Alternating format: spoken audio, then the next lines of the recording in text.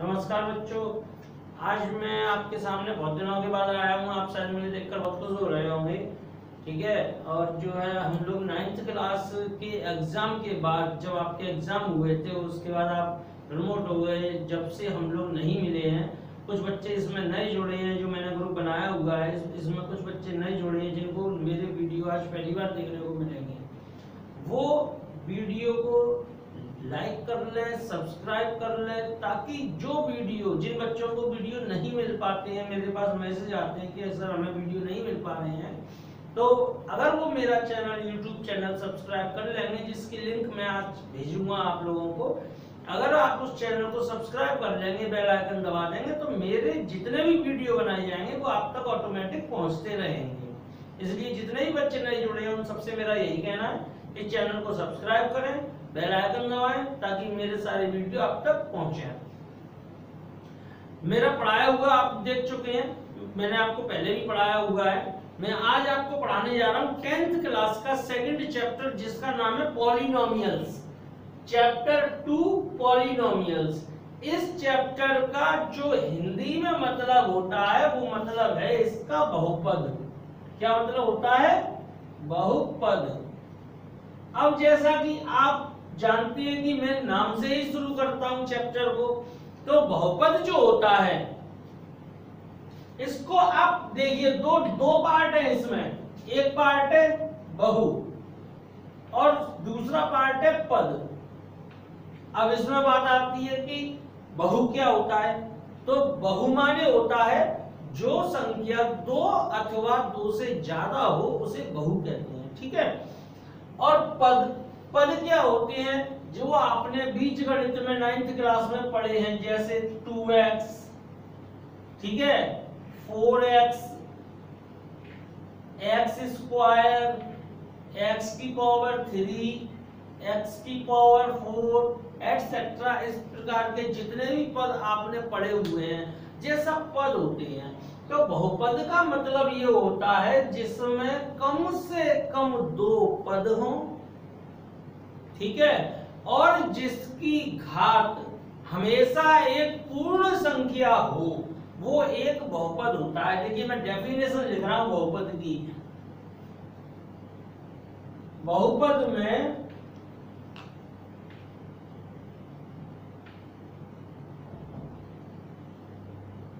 कम से कम 2 पद होते हैं तथा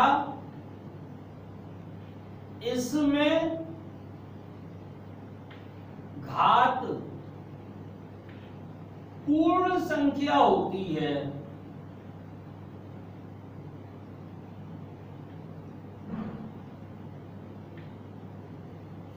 देखिए बहुत सारे टीचर्स हैं जो मैथ बताते हैं, मैथ एक बच्चों को एक तरीके से बोझ लगता है और उन्हें टेंशन देता है, वो याद करने की कोशिश करते हैं।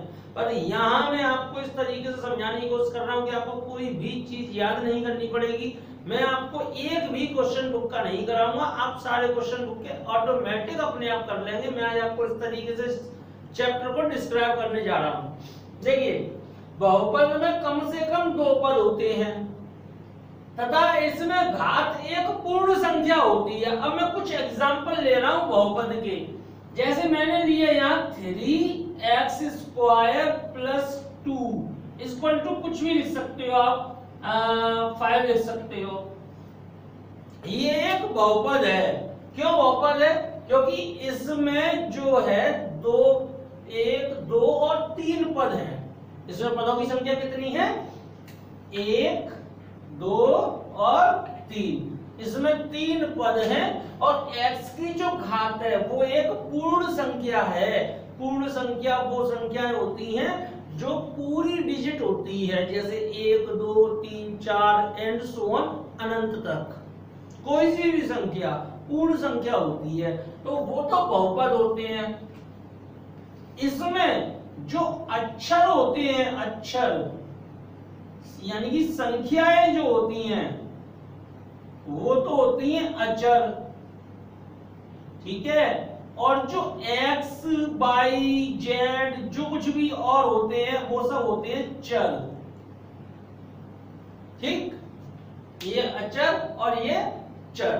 तो अभी ये एक बहुपद आपके सामने दिया हुआ है, एक और बहुपद लिख रहा हूं मैं, मान लीजिए 2x + 7 = y 5, 2x + 7 = 5, ये भी एक बहुपद है। मैंने एक और, चलिए बहुपद लेते हैं, y = 7x + 3, ये भी एक बहुपद है। चलिए मैं आपको एक और तरीके से बहुपद बताता हूं।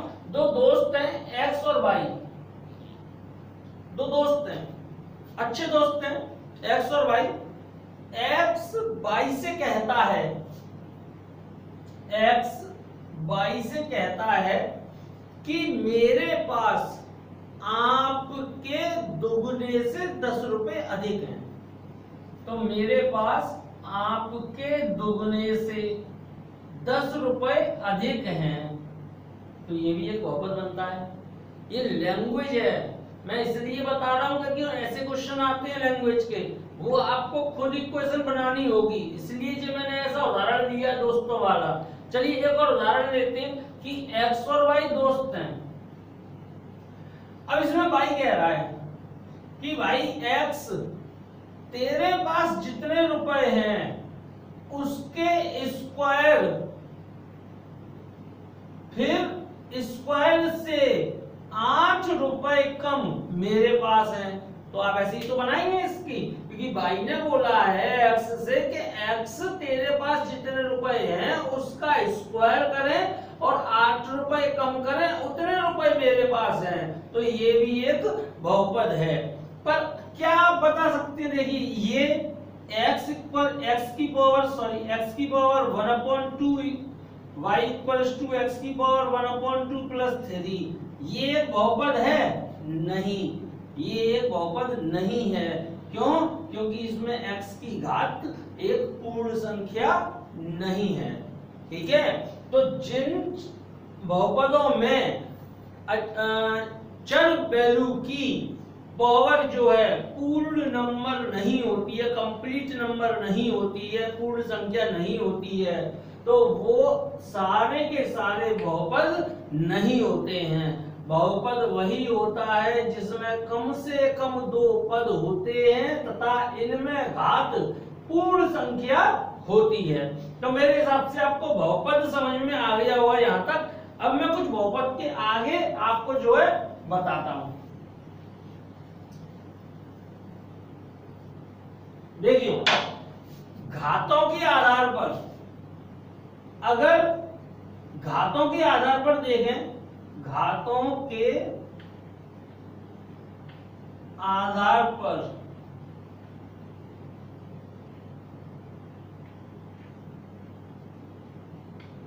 जिसमें एक घात हो वह रैखिक बहुपद।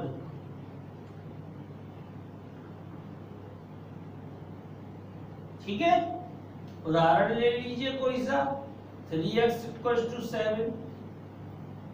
दूसरा उदाहरण ले सकते हैं आप, y = 3x + 5। इसमें अधिकतम घात कितनी है? अधिकतम घात 1 है।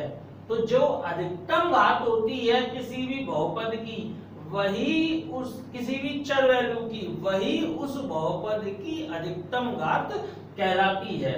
अब मैं ले रहा हूं दूसरा, जिसमें ये फर्स्ट था, ये सेकंड है, जिसमें अधिकतम घात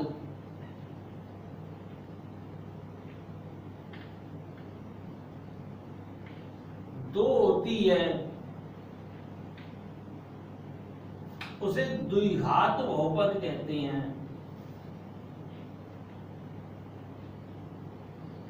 ठीक है, अब देखिए जैसे x² + 7x + 6,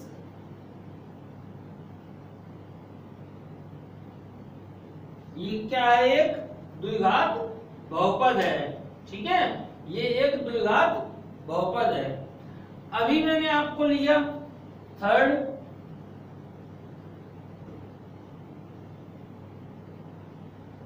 जिसमें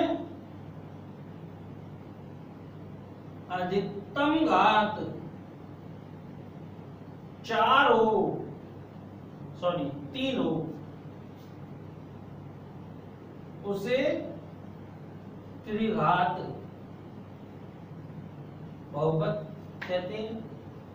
x³ plus 2x² plus 7x plus 5। ठीक है, इसको कुछ याद करने की जरूरत नहीं है, कुछ भी चीज आपको याद नहीं करनी।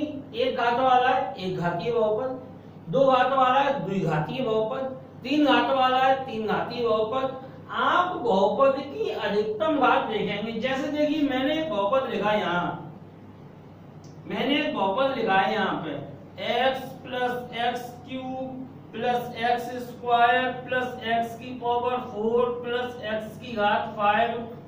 ये अब इसमें जरूरी नहीं है कि इसी ऑर्डर में लिखे हो, ये ऐसे उल्टे सीधे क्रम में लिखे हुए हैं। तो आपको देखना है कि इसमें x की अधिकतम घात कितनी है। तो आपको दिख रही होगी x की अधिकतम घात 5 है। तो ये एक 5 घातीय बहुपद है। ठीक है, तो आपको इसमें कुछ भी याद नहीं करना है, बस बहुपद की घात देखनी है। बहुपद की घात देख के आपको पता चल जाएगी कि इस बहुपद की घात कितनी है या ये कौन सा बहुपद है। ये एक घातीय बहुपद, चूंकि इसमें एक घात है, ये द्विघातीय बहुपद, ये तीन घातीय बहुपद, ये 5 घातीय बहुपद। ऐसे कितने भी घात हो आप आराम से बता सकते हैं। उसकी घात मैक्सिमम घात ढूंढनी होती है, जो उसकी घात होती है उतनी ही घात का वो है समीकरण बहुपद होता है। अब देखिए मैं कुछ चीजें आपको बता रहा हूं। जैसे एक और बहुपद लिखा हुआ है px equals to 3x² plus 5 plus 2x। ये एक बहुपद लिखा हुआ है इस प्रकार। px से तो तात्पर्य ये है कि ये जो चीज आगे दी हुई है ये x का बहुपद है। यहाँ p लिख सकते हैं आप, q लिख सकते हैं, कुछ भी लिख सकते हैं, लेकिन यह ब्रैकेट के अंदर जो लिखा जाता है वो हमेशा और हमेशा वो चीज लिखी जाती है जिसमें बहुपद दिया जाता है। जैसे मैं दूसरा लिखूं p/,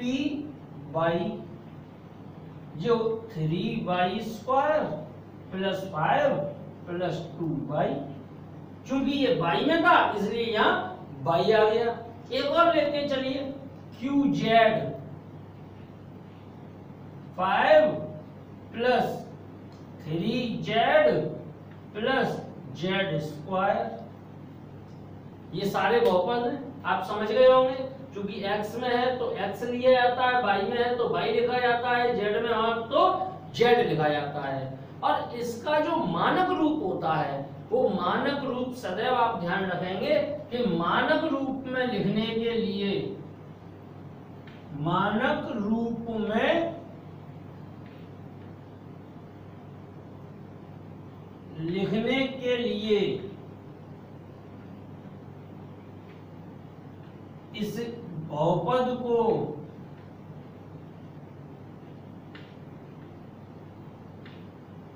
आरोही घात में लिखा जाता है।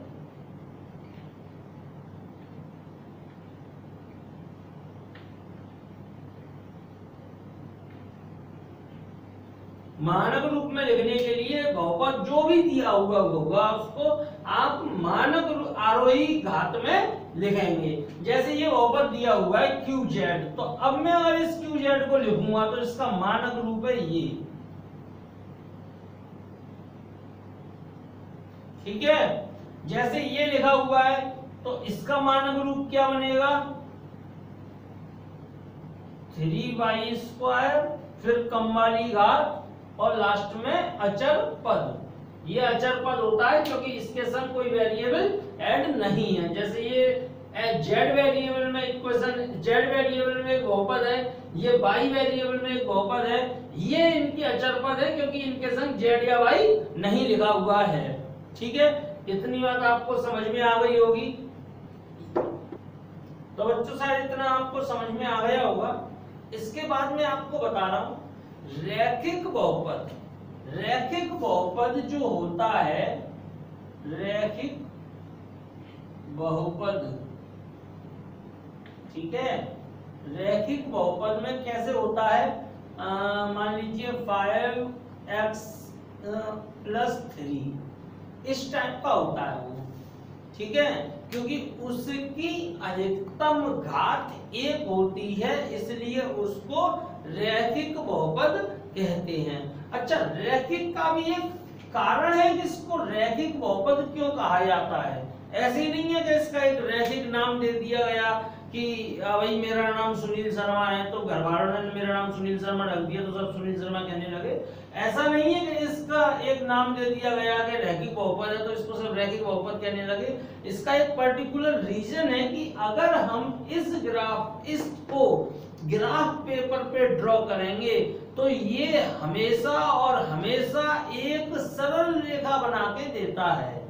अगर मैं इसको ग्राफ पेपर पे ड्रॉ करूं तो हमेशा एक सरल रेखा मुझे प्राप्त होगी। क्योंकि सरल रेखा प्राप्त होती है इसीलिए इसको रैखिक बहुपद कहा जाता है। ठीक है, द्विघात बहुपद में ऐसा नहीं होता, द्विघात बहुपद में वक्र प्राप्त होता है। चलिए, रैखिक बहुपद है। अब मैं कुछ शून्य के बारे में बात करता हूं आपके लिए कि एक बहुपद px = 3x + 4 का शून्यक ज्ञात कीजिए।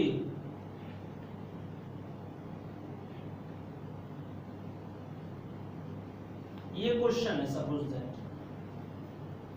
बहुत सिंपल क्वेश्चन है। शून्यक ज्ञात करना है आपको। शून्यक ज्ञात करने के लिए, शून्यक का मतलब तो आप जानते ही होंगे, 0, यानी कि वो वैल्यू जिस वैल्यू से ये जो है px 0 हो जाए, x की वो वैल्यू जिससे px 0 हो जाए शून्यक कहलाता है। तो शून्यक के लिए आपको कुछ नहीं करना है, जो आपको बहुपद दिया हुआ है आप यहां लिखेंगे शून्यक के लिए।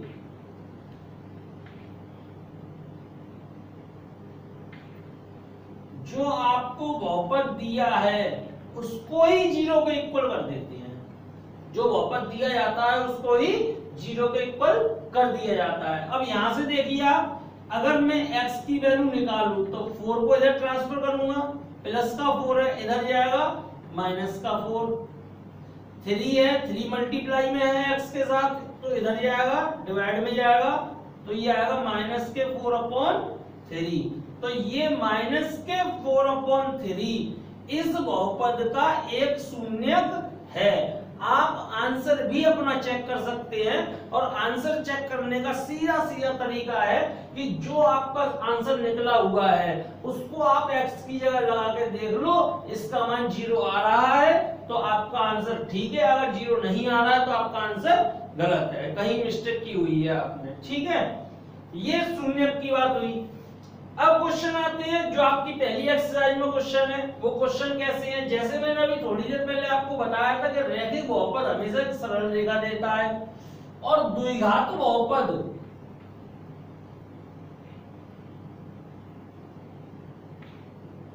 एक वक्र देता है जिसको कर्व बोलते हैं। ग्राफ पर अगर बनाएंगे तो वक्र बनाएगा। वक्र किस टाइप का होता है, उसका इनिशियल पॉइंट होता है और एंड पॉइंट होता है, बीच में उसमें कहीं भी जॉइंट नहीं होता। आप देखिए इस प्रकार से, जैसे मैंने ये बनाया, ये एक वक्र है, इसका एक इनिशियल पॉइंट है और एक एंड पॉइंट है, बीच में आपको कहीं भी कोई पॉइंट दिखाई नहीं दे रहा होगा। इस टाइप का देखिए, इसमें एक इनिशियल पॉइंट है, एक एंड पॉइंट है। ऐसे ही इस प्रकार का, इसमें देखिए इनिशियल पॉइंट है, एंड पॉइंट है। इस प्रकार के जितने भी फिगर होते हैं वो सारे फिगर द्विघात बहुपद से निर्मित होते हैं। ठीक है, अब देखिए मैं आपको कुछ चीज बता रहा हूं कि जो आपने अभी देखा, एक क्वेश्चन है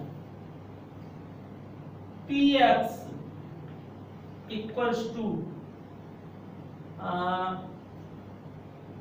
सपोज दैट जो है एक क्वेश्चन मैं आपकी बुक का ले रहा हूं,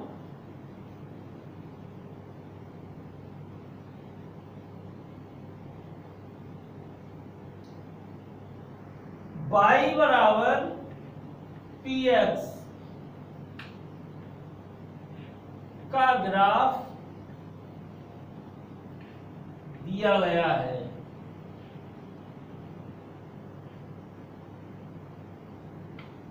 तो इसमें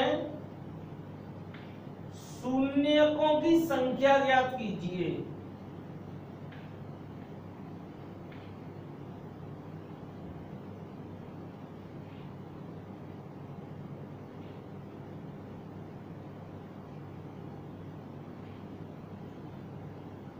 ठीक है, y इक्वल्स टू px का एक ग्राफ दिया गया है, इसमें शून्यकों की संख्या ज्ञात कीजिए। अब चलिए मैं एक ग्राफ, जैसे इस टाइप का एक ग्राफ है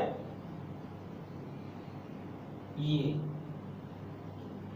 अब देखने वाली बात इसमें ये है कि लिखा क्या है यहाँ, y इक्वल्स टू px।